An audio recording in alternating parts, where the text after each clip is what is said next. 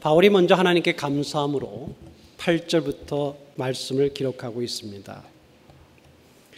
로마 교회에 대해서 바울이 감사한다 하면서, 하나님께 감사한다 하면서 왜 감사하느냐, 너희의 믿음이 온 세계에 전파되었기 때문이다, 이렇게 이야기를 해주고 있습니다. 이 부분이 서론적인 부분이기 때문에 좀 배경적인 말씀이 좀 필요한 부분입니다. 로마 교회가 언제 생겼는가, 이런 부분인데요. 로마 교회는, 교회의 기원에 대해서는 우리가 뚜렷하게 알 수는 없지만 사도행전 2장 9절 이하를 보게 되면 오순절날 성령 강림이 있을 때 많은 유대인들이 그 어간에 오순절 때에 예루살렘을 방문했습니다. 무슨 말이냐면 유대에만 유대인들이 있는 것이 아니라 유대 밖에 다른 지역에 흩어져 살고 있는 유대인들이 많았습니다. 그들을 흩어져 있는 유대인 또는 디아스포라 유대인이라 이렇게 불렀는데, 그들에게 꿈이, 늘 소원이 뭐냐면 1년에 최소한 한 차례는 예루살렘 성전을 방문하는 것이었습니다. 순례죠. 그 순례를 할 수 있는 기간이 3번의 절기가 있는데, 그것은 6월절, 여러분 잘 아시는 구약의 가장 유명한 6월절, 6월절부터 50일 후에 되는 오순절, 오순절은 맥주절이라고 불리기도 하는 절기죠.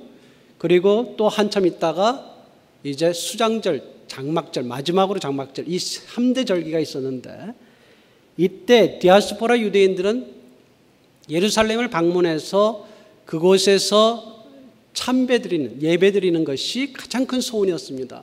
그래서 그들이 가급적 그렇게 했는데, 이 오순절 때도 많은 해외에 거주하는 유대인들이 예루살렘에 와서 방문하고 있었을 때에 바로 그때 오순절 성령 강림이 일어나게 된 것입니다. 그래서 사도행전 2장 9절 이하를 보게 되면 많은 그 지역의 이름들이 나옵니다. 얼마나 여러 군데에서 이 살던 유대인들이 예루살렘 방문했는가. 바데, 메데, 엘라, 메소포타미아, 유대, 갑바도기아, 본도, 아시아 쭉 나오는데, 그 중에서 로마로부터 온 나그네 유대인과 유대교회에 들어온 사람들, 이런 제목이 나옵니다. 그러니까 당시에 오순절 성령 강림 때 성령이 다락방에 임하셨을 때, 그때 그 놀라운 장면과 그 이후에 베드로의 설교 말씀을 보고 듣고 또 그 가운데 그리스도인 된 사람들 가운데 로마에서 온 사람들이 있었다는 것입니다. 그들이 나중에 로마에 돌아가서 로마 교회를 설립했을 것입니다. 그 다음은 우리에게 알려져 있지 않습니다. 그 다음에 스데반의 순교를 전후로 해서 교회가, 예루살렘 교회가 핍박받았을 때 사람들이, 기독교인들이 흩어졌는데 그때 또 로마에 갔는지는 모르겠습니다. 하여튼 로마 교회는 바울이 선교하기 직전에 이미 교회로 서 있었습니다. 교회라는 게 무슨 건물이 서 있는 것은 아니에요. 당시에는 그렇지는 않지만 교인들이 있었고 성도들이 있었고 로마 교회로 불려진 곳이 있었습니다. 그러면 바울이 로마에 대한 관심이 어떻게 생겼는가라는 것입니다. 여러분, 바울의 그 선교 사역에 대해서 여러분 잘 아시죠? 한번 제가 간단히 말씀드리면, 바울은 3차 선교 여행을 다녀왔습니다. 3차례입니다. 3차례 다녀오면서 제1차 선교 여행은 본인이 예전에 있었던 고향 길리기아 다소입니다. 다소에서 그렇게 멀지 않은 터키의 남부, 중부 남부 지역을 중심으로 해서, 이를 여러분 잘 알고 있는 버가, 비시디아, 안디옥, 루스드라, 이런 지역을 중심으로 해서 바울이 사역했습니다. 1차 사역은 그의 고향에서 그렇게 멀지 않은 곳입니다. 2차 선교 사역은 그 지역을 더 넘어서서 서쪽으로, 터키의 서부 쪽으로 나아가게 됩니다. 서부 쪽으로 나아가서 더 그가 원했던 것은 이 터키 북부 쪽으로 가는 것이었습니다. 비시디아, 비두기시아, 또 본도, 이런 지역인데 나아가기를 원했는데 성령이 막으셔서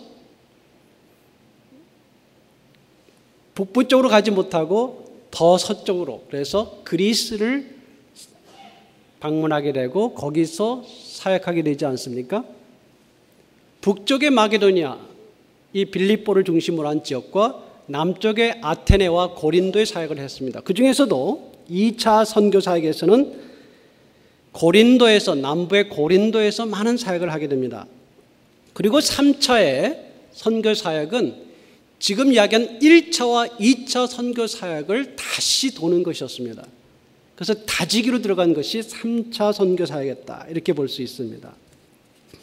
그런데 이 바울이 로마에 대해서 관심을 갖게 된 것은 이 고린도에 와서였을 것이다, 이렇게 생각이 됩니다. 이 고린도는 그리스 지역 전체 가운데 좀 특징이 있는 특별한 곳이었습니다. 무슨 말이냐면, 물론 빌립보도 그런 면이 있지만 고린도는 특별히 다른 그리스 지역에는 무슨 말을 쓰겠습니까? 그리스 말을 쓰죠. 그걸 헬라어라고 하기도 하죠. 그들을 옛날에는 헬라라고 불렀습니다. 로마 사람들이 그들을 그리스라 이렇게 부르기 시작했지, 원래 그들은 헬라어라고 씁니다. 헬라어나 그리스어나 같은 말이죠. 그리스 사람은 뭘 쓴다고요? 그리스 말을 씁니다. 한국 사람은요? 답하지 마십시오. 그런데 이 고린도는 그리스의 남부에 있으면서도 라틴어, 로마어를 썼습니다.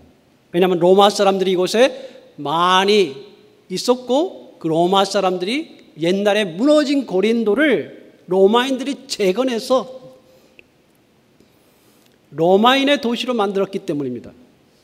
그래서 이곳에서는 그리스 지역 전체가 다 그리스 말을 쓰지만 이 고린도에는 상당히 많은 사람들이 로마 말, 라틴어를 썼다는 것입니다.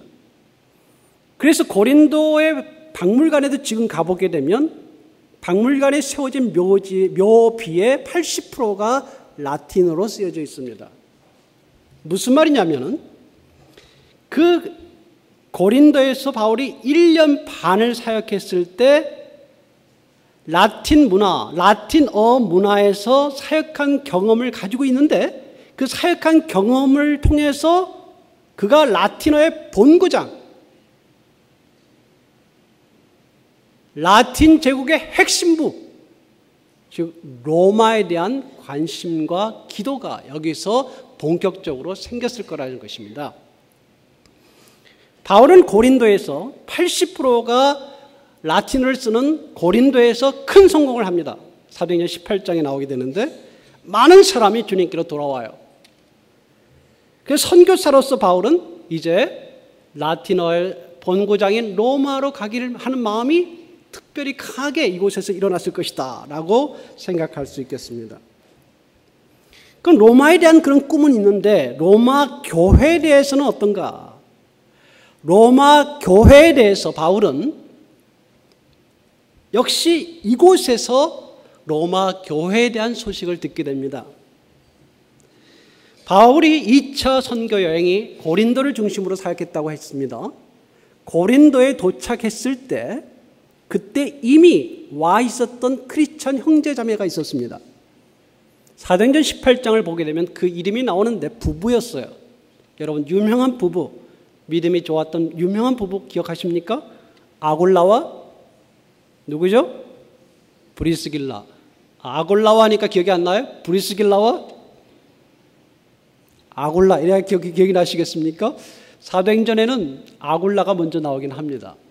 아굴라는 남편이었고 브리스길라는 아내였습니다. 이 두 사람이 그때는 로마의 클라디우스 황제 때인데요, 49년, 로마 황제 클라디우스의 49년에 AD 49년입니다. 그때 로마에서 유대인들의 추방령이 있었습니다. 이 아굴라는 원래 터키 북부 본도 사람이라고 성경은 기록하고 있습니다. 그러나 로마에서 살았다라고 이야기하고 있어요. 근데 로마에서 클라디우스 황제의 추방령으로 인해서 쫓겨왔습니다. 쫓겨와서 있었던 것이 바로 고린도였습니다. 바울이 고린도 사역으로 들어가기 들어가기 위해서 고린도에 도착했을 때 이미 아굴라와 브리스길라 두 부부가 있었습니다. 이 부부와 함께 사도행전 18장을 보게 되면 바울은 같은 직업을 가지고 있다 이렇게 이야기했어요. 누가는 그렇게 기록합니다. 그 직업이 뭐겠습니까? 텐트 만드는 일이었습니다.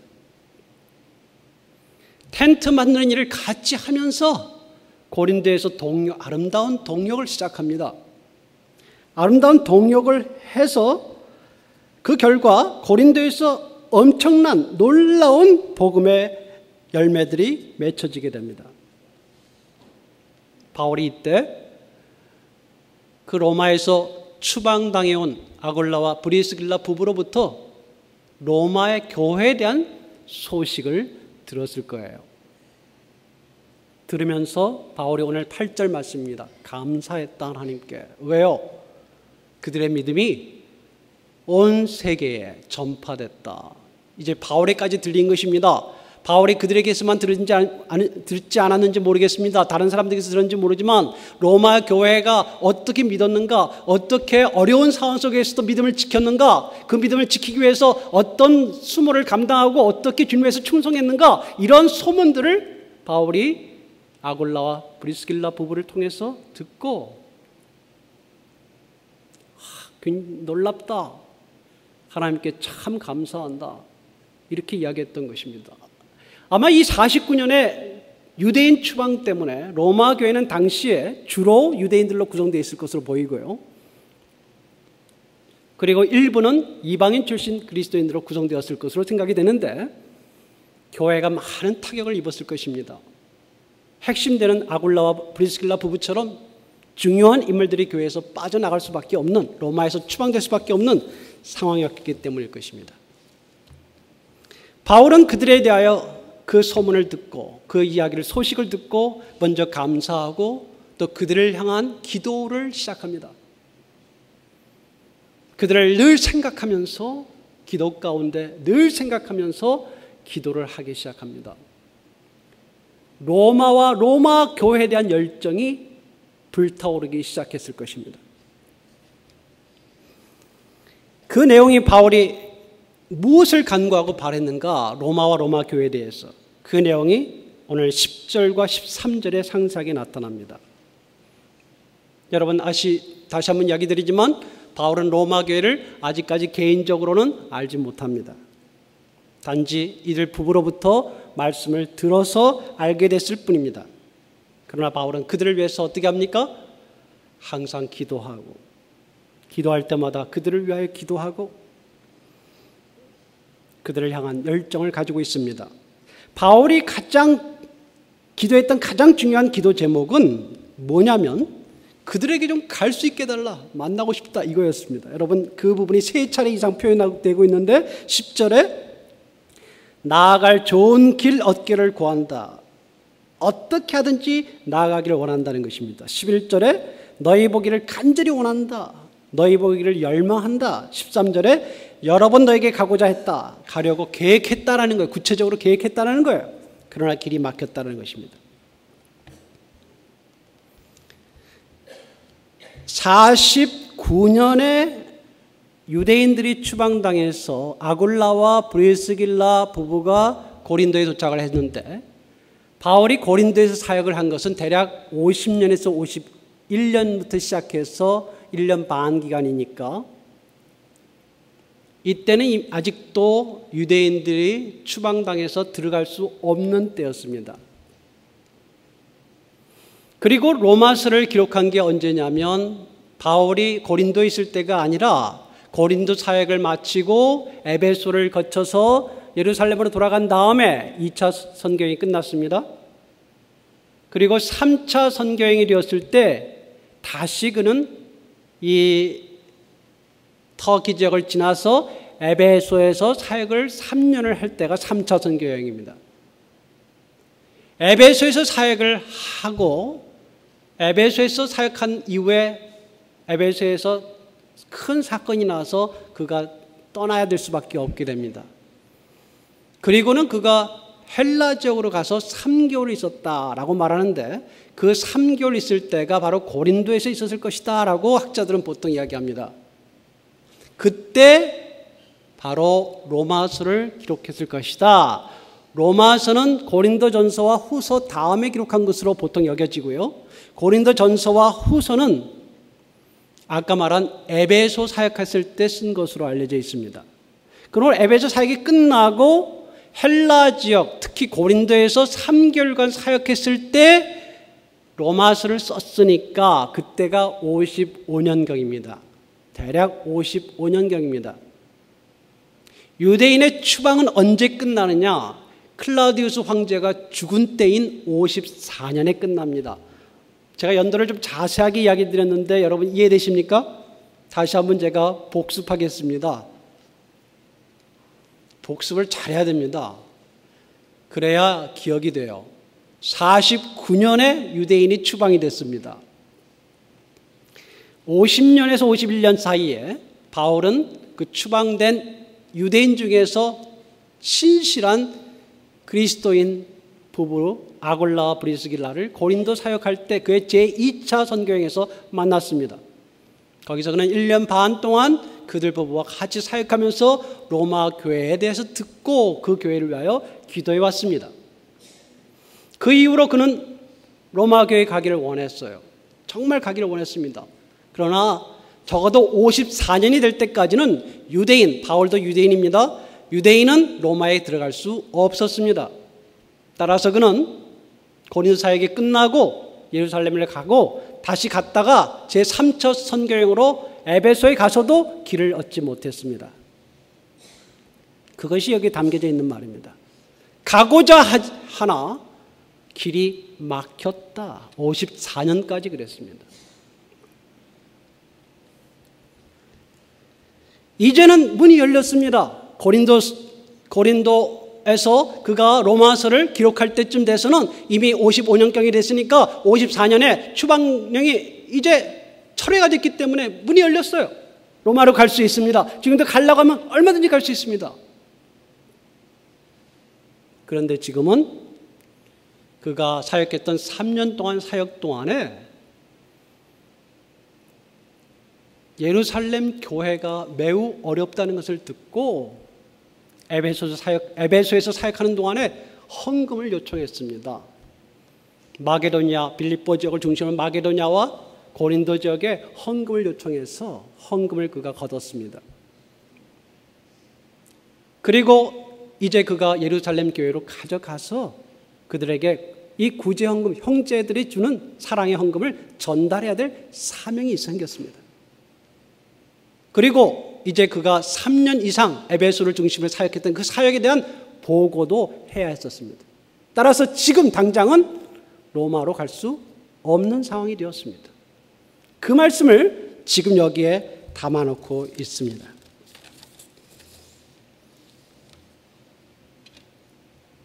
(54년까지는) 길이 막혀서 갈 수 없었고 이제 문이 열렸으나 예루살렘을 방문해야 되는 그 사역이 끝나지 않았기 때문에 갈 수 없는 그 안타까운 마음이 구구절절히 담겨있는 것이 오늘의 본문입니다. 그러면 바울이 로마에 가려는 이유는 무엇입니까? 왜 로마에 가려고 하는 걸까요? 여러분, 로마는 어디입니까? 로마 제국의 가장 화려한 수도니까요. 가장 화려하고 큰 도시였습니다. 로마에 가려는 것이 모든 사람들의 열망이었을 것입니다. 그 거대하고 화려한 도시, 모든 세상의 권력을 쥐고 있는 로마라는 곳에 가고 싶은 것, 사람들의 열망이었을 거예요. 바울도 그런 것일까요? 그래서 로마를 가고 싶은 겁니까? 그 아름다운 도시를 보고 싶은 걸까요? 그 화려한 도시를 보고 싶은 겁니까? 모든 권세와 부를 독점하고 있는 로마라는 곳이 그렇게 가보고 싶은 곳이어서 그런 것입니까? 저도 로마에 간 적이 있습니다. 1995년입니다. 13년 됐습니다만은 제가 박사과정에 있을 때 로마에 가족들과 함께 2, 3일 정도 머문 적이 있습니다. 가서 콜로세움이라든지 여러 군데 구경을 했습니다. 그곳에 간 목적은 뭐냐? 순전히 구경하러 갔습니다. 선교 아닙니다. 구경하러 갔습니다. 바울도 관광하러 가려고 하는 겁니까? 그가 뭔가 보려고 하는 것이거나 그곳에 가서 평안한 생활을 하려고 하기 위해서 그가 간 것입니까? 바울은 본문에서 세 차례에 걸쳐서 그곳 로마에 가려고 하는 이유를 말해줍니다. 11절, 어떤 신령한 은사를 너희에게 나누어 주어 너희를 견고하게 하려 합니다.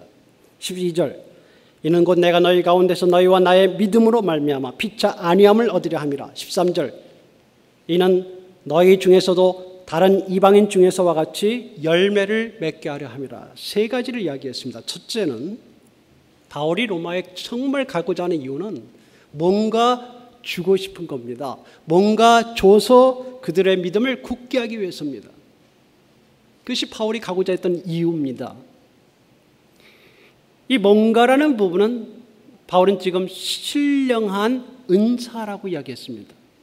신령한 은사를 나누어 준다 이렇게 이야기했는데 그것은 무슨 은사운동을 일으켜서 방언을 받게 하거나 예언을 받게 하거나 이런 것을 말하는 것은 아닙니다. 은사는 말 그대로 선물입니다. 선물. 하나님의 신령한 선물을 주는데 바울이 줄 수 있는 방법은 말씀을 증거하는 것으로 주는 것입니다. 말씀을 전해서 깨닫게 해서 말씀으로 가르쳐서 그들로 하여금 하나님의 은혜를 참여하게 하는 거예요. 그 은혜의 결과들이 다 은사, 즉 선물입니다.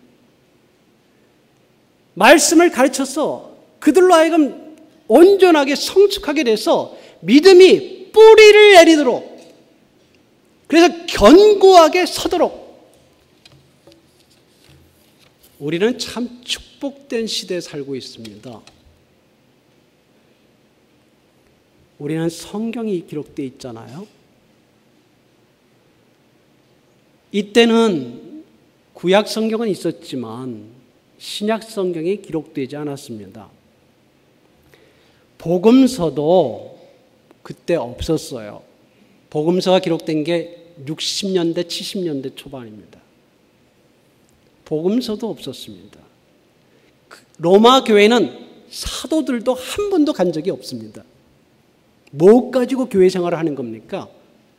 단편들이에요. 단편, 조각조각. 예수님에 대해서 옛날에 오순절 때 베드로의 설교 들은 거 조금, 예수님에 대한 그때 조금 이야기 들었던 거 조금, 메시아에 대한 그 기억들 약간, 예수님의 행적에 대해서 풍월로 들었던, 말로 들었던 그 이야기, 그걸로 신앙생활하고 있는 거예요.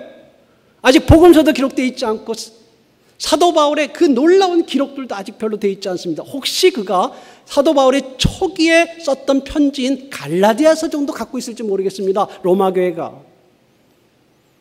신앙적으로 굳게 세워갈 때는 뭐 세울 게 없는, 자료가 없는, 뭔가 가진 게 없는 그런 교회였습니다. 그런 교회에 바울이 생각할 때 안타깝죠. 그 교회에 내가 가서, 로마에 가서 내가 너희들에게 뭔가 신령한 하나님에 대한, 그리스도에 대한 복음과 말씀을 주어서 깨닫게 함으로 믿음이 굳게 서게 해주고 싶다. 이게 바울의 열정이었습니다. 그래서 뭔가 성숙하게 복음의 진리에 대하여 굳게 서게 하고 싶다. 이게 바울이 가고자 하는 동기였습니다. 그래서 지금 갈 수 없으니까 그 내용을 가지고 편지를 써서라도 보낸 것입니다. 이 편지는, 바울이 로마교에 쓴 이 로마서라는 편지는 위대한 기독교의 기본 진리들이 담겨져 있는, 보석이 담겨 있는 귀한 책입니다. 이것을 읽고 너희들이 신령한 은혜를 체험하고 하나님의 선물을 받고 그리고 믿음에 굳게 뿌리박히기를 원하는 사도의 마음을 여러분 느껴지십니까? 두 번째로 바울이 믿었던 것은, 또 가기를 원했던 것은 함께하면 서로 큰 힘이 된다라는 것을 바울은 믿었습니다. 12절에 내가 너희 가운데서 너희와 나의 믿음으로 말미암아 피차 안위함을, 피차 격려함을 얻으려 함이라. 바울이 말하고자 하는 것은 믿음의 형제들이 함께 모이면 서로 격려하고 위로를 받는다라는 것입니다. 이것이 굉장히 중요하다는 거예요.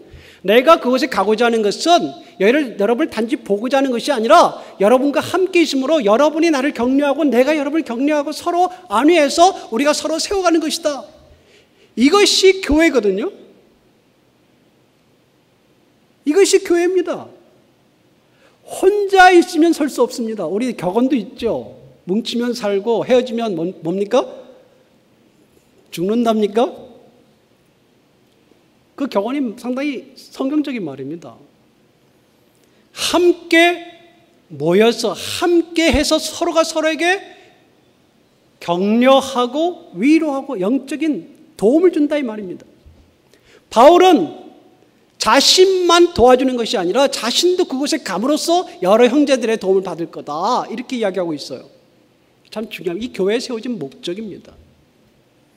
그러니까 여러분과 저도 또 우리 서로가 마찬가지입니다.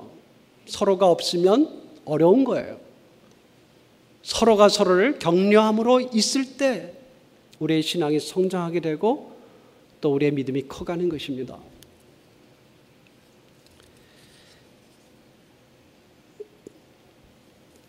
저는 가끔 고기를 구울 때 장작불을 쓰는 경우가 있었습니다. 유학 가서는 좀 더 많이 썼는데 한국에서는 그 장작불을 많이 쓰지는 않고 숯으로만 합니다만 여러분 잘 아시죠?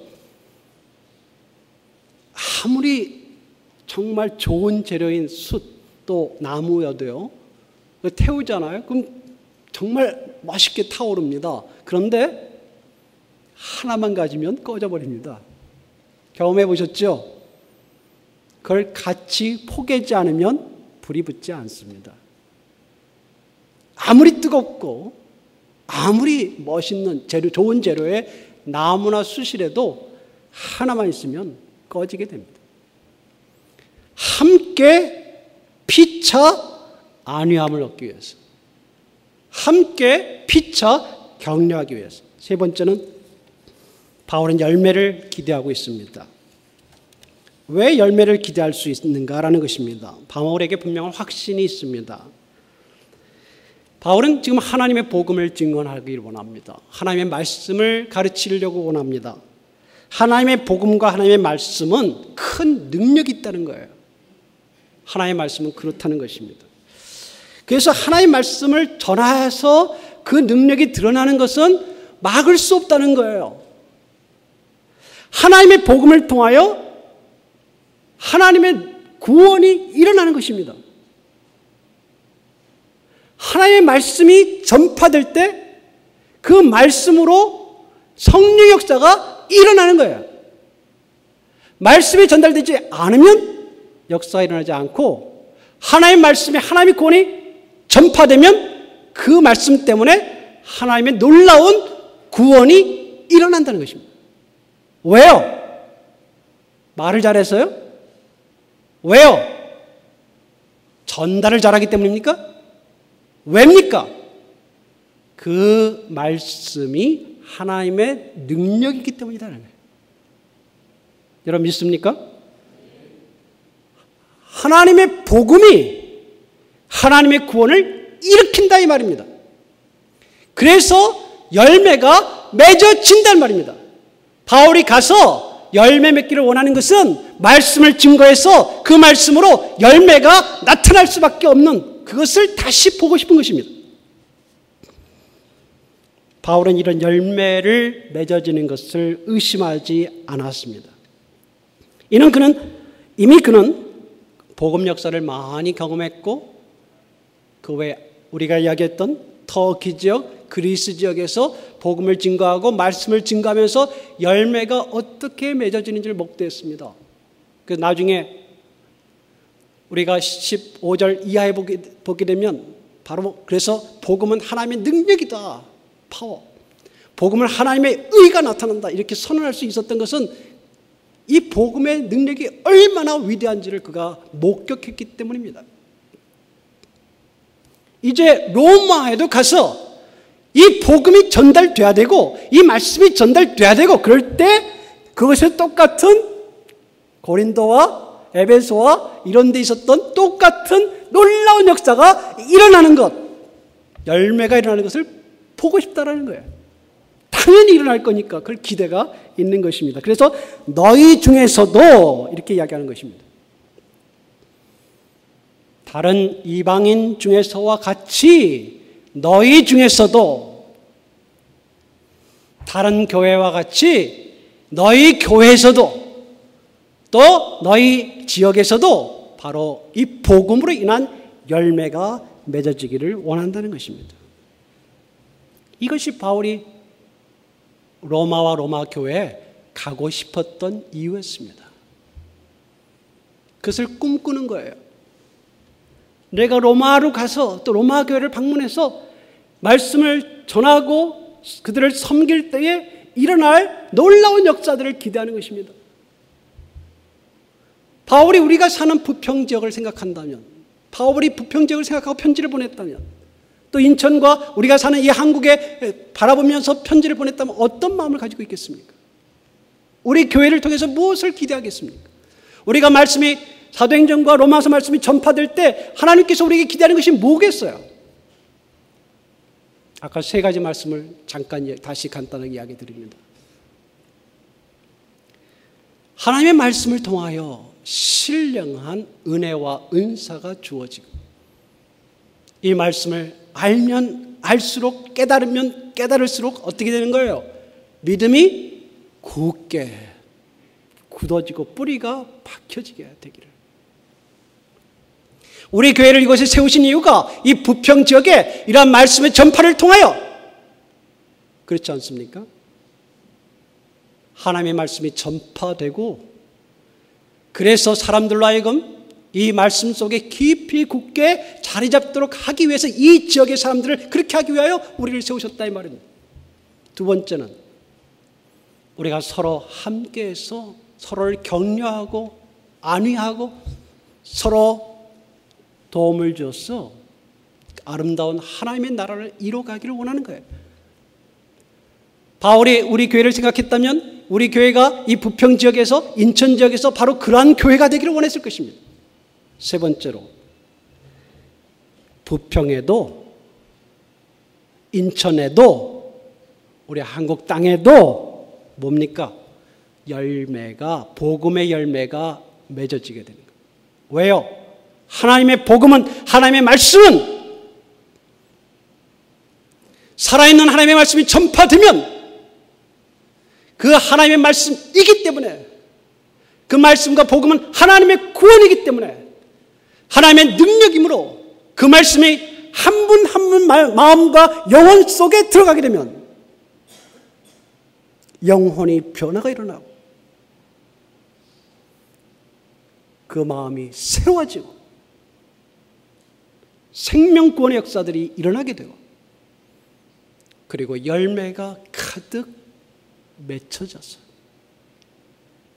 하나님께 영광이 되는 일이 일어날 것이다.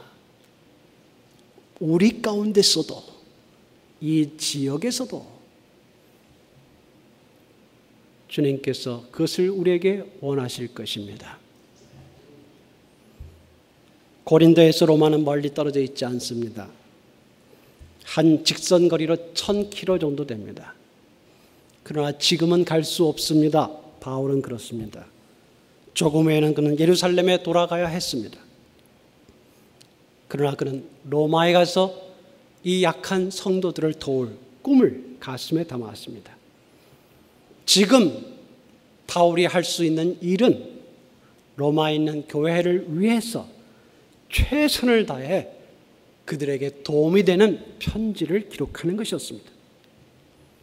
워드 프로세스도 없고 퍼스널 컴퓨터도 없는 시대에 16장이나 되는 당시의 편지가 이렇게 긴 편지들이 거의 존재하지 않습니다. 16장이 되는 많은 내용을 이게 쉽게 쓰여진 게 아닙니다. 제가 첫 시간에도 이야기했지만 바울은 많은 수사적인 표현 그리고 유대적인 많은 문학적인 기법을 이용해서 꼼꼼하게 기록해 나갑니다. 이 시간 엄청 걸렸을 거예요. 왜 기록하죠? 왜 이것을 편지를 쓰죠? 그들에게 도움이 되도록 하기 위해서입니다. 형제를 섬기는 삶, 그들의 구원을 위해서 애쓰는 것이 어떤 것인지 보여주는 정말 사역자의 본이기도 하고 우리 먼저 성장한 그리스도인의 본을 보여주는 바울의 모습입니다. 이 말씀이 2000년 전 로마에 있는 그리스도인들에게만 도움되는 것이 아니라 그 이후에 모든 세대의 그리스도인들에게 많은 도움을 주었습니다. 이제 이 말씀이 또 우리 자신들을 깨우는 놀라운 하나님의 말씀으로 역사하시기를 간절히 바랍니다. 기도하겠습니다. 살아계신 하나님, 복음의 능력이 전달된 이 복음의 능력으로 우리의 가슴과 영혼이 다시 새롭게 되며 우리를 통하여 이 부평지역과 인천과 한국에 새로 일어날 수 있는 귀한 강단이 되어질 수 있도록 주께서 붙잡아 주옵소서. 주 예수님의 이름으로 기도했습니다. 아멘.